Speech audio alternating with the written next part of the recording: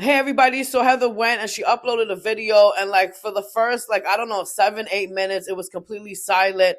And then she went and began her rant. Now it's May 1st and she's supposed to be officially evicted from her home. She talks about that and a whole The people bunch who of are other most shit. guilty of these So things enjoy. are the people who are actually, the people who are most guilty of setting people up like this and circulating false narratives and all of those things typically have the dirtiest fucking hands of all.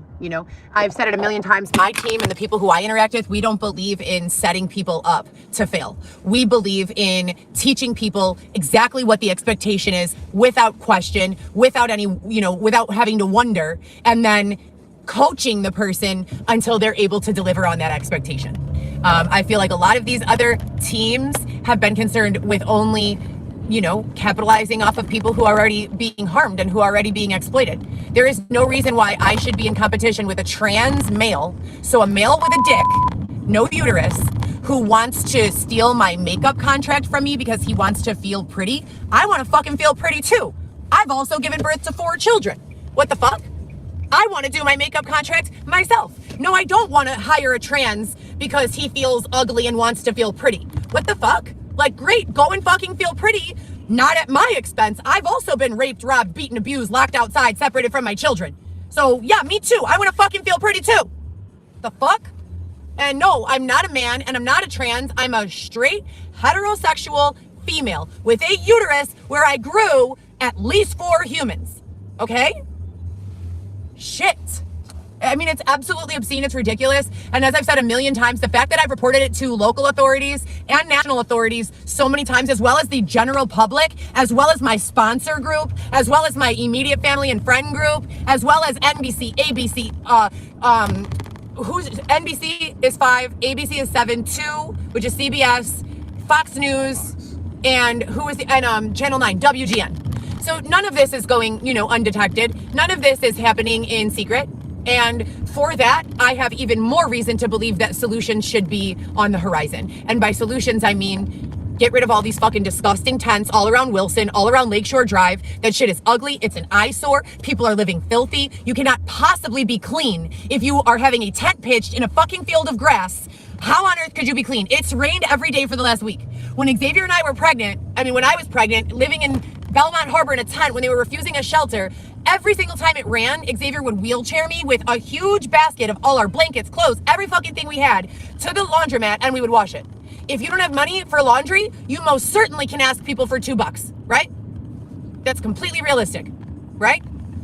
No, it is not possible to live clean and healthy while being homeless by doing everything that is morally and ethically considered lawful. No, it is not. They will expect you to starve. They will expect you to live in discomfort. They will expect you to wait on having money to clean yourself, etc. and so forth. It's not right. It's unacceptable. And I don't want to belong to, or even visit any fucking group that treats its citizens that way. Period. They need to clean up all that shit on the north side. It's gross. There's literally, I would guess, probably like close to 100 tents on Lakeshore Drive in Wilson right now. It's fucking ugly. It's terrible. And it's inhumane. And after they're done with all of that, they need to figure out why in God's name I haven't seen my child in 4 weeks. They also need to figure out a way to be excluded from a tremendous civil lawsuit against them for putting me in danger repeatedly over and over and over and over again, forcing me to collect data and information on their behalf for goals that they are serving for their own purpose, not goals that I'm serving for mine. And if there was a need for me to collaborate with someone for the best interest of some other individual, it should be clearly communicated to me, not just stolen from me while my eyes are closed or I'm asleep. I have been more than kind. I have been more than accepting. I have been more than open-minded. I have been more than patient. My patients have been patient.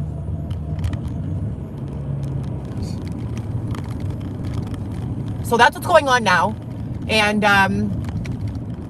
that's it. Hopefully I'll find a better place that's more suited for me, for my needs, for my children to come and visit, and if it's just a studio again this time, then it's just a studio again this time. But the fact of the matter is I'm far more educated and equipped to do probably about 1,000 jobs that my peers at this moment are not educated or equipped to perform.